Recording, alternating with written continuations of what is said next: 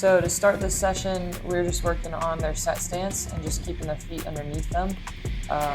One of our keepers had a tendency of getting set, and then as the ball is coming, jumping, and her set stance getting really wide, which just makes their feet get stuck in the ground and doesn't allow them to move as the shot goes. And so this is something they had to set in between the cones, and then as that ball came in, they can jump, but their feet need to stay underneath them and not spread wide and not get more narrow. So we've got a little pre-movement coming into it, just a step forward, and then that volley's coming on this one. So here we're just progressing this. We're doing the same exact thing, just a shot from the ground now. So there's a little more variability here.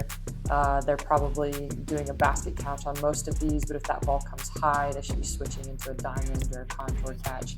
Again, just keeping their feet in a good set position. Again, they can jump, just not spread their stance wide. You can see the keeper on the left spread her stance wide as that ball came in, and they'll feel it by hitting those cones. And so that's why those cones are there, to make them not be able to spread there. Yep. Next piece of this progression, they're just jumping over a hurdle first. So again, just changing up some of their pre-movement, getting a little bit of agility in there, and making sure that they've got good set stance even as they're having to move quick or they're jumping into something, getting them set just between those cones.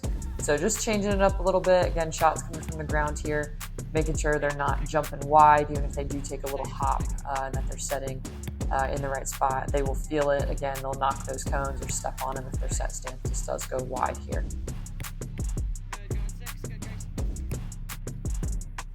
Whenever you guys are ready. So this next piece is just a progression of that, just to get them a little bit of diving as well. So if you watch the keeper on the right, she'll be jumping over just like we saw in the last progression, setting between those cones, and then she'll roll it back, and it'll be a one-time ball for a low dive. That low dive is going to either side, so again, challenging her to keep her good set position no matter where the ball is going, and then her first step taking her towards the ball so that she can actually get some power off of it if she needs to, even in that low dive.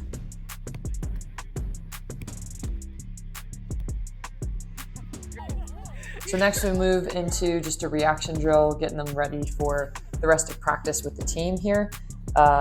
Also challenging them to not jump in their set stance and spread their feet wide like we were just talking about.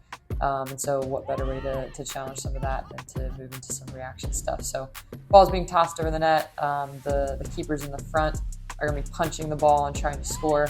And the hope is that she does what she just did there and moves her feet well and makes some good saves, catches it properly as she needs to as well. So I usually go 10 balls per keeper with throwing them over the net, and then the next keeper goes on these.